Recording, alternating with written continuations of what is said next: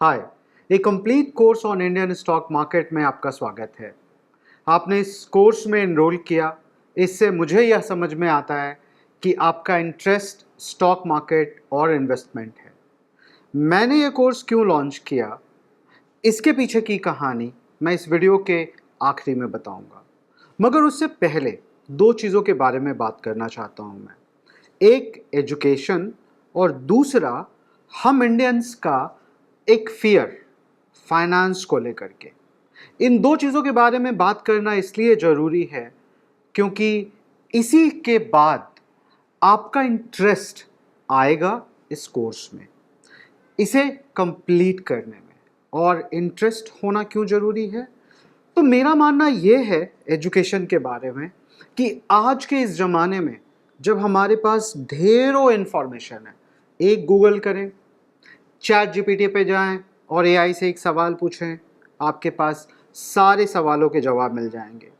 आज से 2000 साल पहले शायद हमें गुरुओं के पास जाना पड़ेगा, उनके पास उनके चरणों में 14 घंटे बैठ कर दिन में उनसे उनका ज्ञान लेना पड़ेगा। ट्रांसफ़र ऑफ नॉलेज एजुकेशन हुआ करता था बहुत साल पहले। मेरे हिसाब से आज एजुकेशन का रोल सिर्फ नॉलेज ट्रांसफ़र करना नहीं रह गया है, इवॉल्व होना चाहिए। हर पुरानी चीज़ पीछे छूटती है, चीज़ें नई होती हैं और नई चीज़ों में उनका एक अपना अलग अंदाज निकल के आता है और निकल के आना भी चाहिए। तो एजुकेशन का रोल मेरे हिसाब से आज के ज़माने में सिर्फ नॉलेज ट्रांसफ़र करना नहीं है। मतलब मैंने कोई चीज़ बुक में पढ़ी और आपको पढ़ा दी, सिर्फ रोल इतना नहीं होना चाहिए। एक एजुकेटर का रोल ये भी होना चाहिए कि वो एक इंटरेस्ट जगाए उस सब्जेक्ट में, और दूसरा जो व्यक्ति यह एजुकेशन लेने वाला है उसे एक रियलिस्टिक गोल अचीव करने में मदद करे। कई सारे लोग, उनके पास गोल नहीं होंगे। क्यों नहीं होंगे? क्योंकि उनके पास सही इंफॉर्मेशन नहीं होगा। तो फिर हाँ, यहाँ पे सही इंफॉर्मेशन देना, नॉलेज ट्रांसफ़र करना, ये एजुकेटर का एक रोल है। मगर तीनों रोल बराबर होने चाहिए, तीनों का अपना महत्व है। नॉलेज ट्रांसफ़र करना, इंटरेस्टिंग बनाना और क्यूरोसिटी को जगाना। जैसे अभी आप क्यूरियस थे स्टॉक मार्केट के बारे में, तो आपने एक कोर्स लिया, अब आप मुझे सुन रहे हैं। अब 10 बड़े मॉड्यूल्स हैं, सबके अंदर छोटी छोटी टॉपिक्स हैं। क्यों हर वो टॉपिक को सीखना है आपको?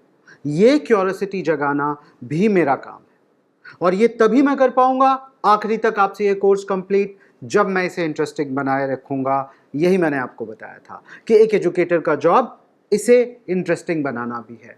अब आती है गोल की बात। तो बहुत सारा information, miss information, wrong information हमारे पास बहुत सारे सोर्सेज के थ्रू आ रहा है। प्रोज एंड कॉन्स हर चीज़ के हैं। आज के ज़माने में अगर चैट जीपीटी और गूगल है तो सोशल मीडिया भी है, और अनफिल्टर्ड बहुत सारा इन्फॉर्मेशन मेरे और आपके पास पहुंच रहा है। इन्फॉर्मेशन की भरमार है, और वहाँ पे यह पता कर पाना कि क्या सही इन्फॉर्मेशन है, क्या गलत इन्फॉर्मेशन है, ये भी एक बहुत मुश्किल का काम है। और अगर गलत इन्फॉर्मेशन हम ले रहे हैं तो कभी भी रियलिस्टिक गोल नहीं बना पाएंगे। फॉर एग्जाम्पल, आप स्टॉक मार्केट को एक नज़रिए से देखते हैं, उस नज़रिए से जो नज़रिया मीडिया ने, सोशल मीडिया ने, आपके दोस्तों ने, आपके कोलिग ने, आपकी फैमिली में आपको दिया, वो एक उधार का नज़रिया, ठीक है? तो उस नज़रिए के हिसाब से आप एक गोल बनाएंगे। अब वो गोल रियलिस्टिक है या नहीं है, यह जानना बहुत ज़रूरी है। और एक टीचर का वो धर्म है कि वो सच्चाई के साथ हर चीज़ को सामने रखे, जिससे कि उनके स्टूडेंट्स को रियलिस्टिक गोल बनाने में मदद मिले। हो सकता है कि मेरा नॉलेज भी सीमित हो, और उसी सीमित नॉलेज के साथ मैं भी आपको एक नज़रिया दूं, लेकिन अगर सही रास्ते पे भी मैंने आपको रख दिया तो आप इतने इंटेलिजेंट हैं कि उस रास्ते पे चलते हुए अपनी मंजिल तक पहुंच जाएंगे। शायद मुझसे भी कोई अच्छा टीचर ढूंढेंगे, अच्छे और कंटेंट की तरफ जाएंगे, खुद से मेहनत करेंगे, खुद से विजुअलाइज करेंगे और आप एक बेहतर इन्वेस्टर या ट्रेडर बनेंगे, मुझसे भी बेहतर, ये उम्मीद है मेरी। क्योंकि जिस जिस संस्कृति से हम आते हैं वहाँ पे हर टीचर का एक ही इच्छा होता है कि उनके सारे स्टूडेंट्स उनसे अच्छा करें। तो ये तो बात थी एजुकेशन की। अब हम बात करेंगे फाइनेंस की, और फाइनेंस को लेकर जो डर है हम लोगों के मन में। तो जब आप स्टॉक मार्केट का कोर्स करना चाहते हो या स्टॉक मार्केट की तरफ देखते हो तो आपको ये लगता है कि ये तो फाइनेंस है और मैं नॉन फाइनेंस बंदा हूं। तो मैं आपको एक बात बताना चाहता हूं, ये भी एक बहुत बड़ा प्रपंच है, षड्यंत्र है। जब आपको यह बताया जाता है कि आप नॉन फाइनेंस के बंदे हो, आज अगर आप 20 साल के हो या 60 साल के भी हो, तो भी मैं आपको बताता हूं कि अगर आप मिडिल क्लास फैमिली से हो या in fact upper middle class family में भी आपका जन्म हुआ है, या आप स्ट्रगलिंग फैमिली में आपका जन्म हुआ है, तो आप फाइनेंस में अच्छे हो, और इसे मैं प्रूव करूंगा इस वीडियो में। लेकिन उससे पहले हमें समझना है कि फाइनेंस क्या है। अब बहुत सारे लोग फाइनेंस को अकाउंटिंग से जोड़ देते हैं। उन्हें लगता है कि एक चार्टर्ड अकाउंटेंट का फाइनेंस बहुत अच्छा होगा। मैं आपको बता देता हूं कि आज जब मैं ये वीडियो दोबारा इस कोर्स के बारे में रिकॉर्ड कर रहा हूं, तब तक 1.5 लाख स्टूडेंट्स ने इस कोर्स को लिया है, और उनमें से कई चार्टर्ड अकाउंटेंट्स हैं जिन्होंने इस कोर्स को लिया, और उनसे मेरी अच्छी दोस्ती भी हुई, बातें हुई, और मुझे ये समझने को मिला कि नहीं, चार्टर्ड अकाउंटेंट अकाउंटेंसी देखते हैं, अकाउंट्स अलग है, वो बुक कीपिंग है। एक स्ट्रक्चर्ड तरीके से कितना आया कितना गया उसका हिसाब किताब लगा के रखना, एक अच्छे ब्यूटीफुल मैनर में स्ट्रक्चर्ड तरीके से रखना, वो अकाउंटेंट का काम है। आपको ज़रूरी नहीं है कि अकाउंटेंसी आनी चाहिए। जब आप अपनी डायरी खोलते हो और अपना हिसाब किताब लिखते हो कि सैलरी इतनी आई, इतना खर्च यहाँ यहाँ होना है, वही अकाउंटिंग है। ये अलग बात है कि जब कंपनियों की अकाउंटेंसी होती है तो उन्हें अलग तरीके से सजा कर रखा जाता है, और उसके लिए चार्टर्ड अकाउंटेंट बनते हैं। वो चार्टर्ड अकाउंटेंट अपने नीचे अकाउंट्स के बंदे रखते हैं, उन्हें ट्रेन करते हैं, और इस तरीके से चार्टर्ड अकाउंटेंट हमारे देश के सारे कंपनियों की अकाउंटिंग कर रहे हैं। लेकिन फाइनेंस अलग है। तो जिस तरीके से आपने अपने डायरी में लिखा मेरी सैलरी इतनी आनी थी, आई, इतने सारे खर्चे हैं मेरे, इतने पैसे मुझे बचा लेने हैं, वेल, ये अकाउंटिंग थी। जो ये खर्चों का हिसाब आप लगा रहे थे कि इतना पैसा आने के बाद ये बहुत ज़रूरी है कि घर में सबसे पहले दूध आए, वो बंद नहीं करा सकते। बच्चे के एजुकेशन में हम कमी नहीं कर सकते, ये फाइनेंस है। जब आप अपने रिसोर्सेस को प्रायोरिटी और ज़रूरतों के हिसाब से एलोकेट करते हैं तो आप फाइनेंस करते हैं, तो आप फाइनेंशियल मैनेजमेंट करते हैं, और इसीलिए इसे पर्सनल फाइनेंस बोला गया। तो क्या आपको नहीं लगता कि आप ऑलरेडी फाइनेंस में बहुत अच्छे हैं? क्योंकि आपके पास तो हमेशा लिमिटेड बजट रहा, हमेशा लिमिटेड पैसे रहे, और उन्हीं पैसों में घर भी चलाना था, ग्रोथ भी देखनी थी, है ना? तो फाइनेंस में हम इंडियंस बहुत अच्छे हैं। फिर भी हमें बार बार क्यों बोला गया Indians are financially not that well educated? क्योंकि शायद कुछ लोगों को यही बात दिमाग में रख के ऐसे प्रोडक्ट बेचने थे जिन प्रोडक्ट्स को, चूंकि एक बार अगर मैंने आपके मन में डर बिठा दिया तो अब आप डर जाएंगे, तो आप फाइनेंस से डर गए। अब जब आप फाइनेंस से डर गए तो अब आप उसकी तरफ देखने भी नहीं जाएंगे। खुद से एनालिसिस करना बहुत आसान है, मगर आप एनालिसिस नहीं करने जाएंगे। आप सुनेंगे उन लोगों की जो आपको ये बोलेंगे Indians are financially not literate, आपको सीधे सीधे मैं प्रोडक्ट देता हूं, आप वो खरीद लो, उससे आपका फाइनेंस ठीक हो जाएगा। कौन से वो प्रोडक्ट थे?